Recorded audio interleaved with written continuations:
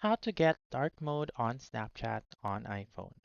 First is by opening your Snapchat app. Go ahead into your profile found on the upper left corner of the screen. Click on the settings found on the upper right corner and scroll down until you can see app appearance right here.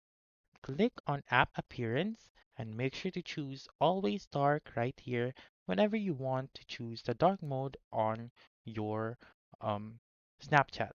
Also, you may choose match system. So what this will do is that whenever your iPhone is on light mode, then your Snapchat as well will be on light mode. Or if you will turn your iPhone into dark mode, then your Snapchat as well will turn into dark mode. So just for demonstration purposes, my phone is right now on a dark mode. So whenever I turn it into light mode, Snapchat will turn into light mode as well, and vice versa. So that's it. That's how you can get dark mode on Snapchat on iPhone. So that's all for this video. Let me know in the comments section if this works out for you.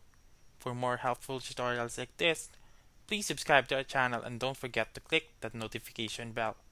Thank you for watching and have a wonderful day.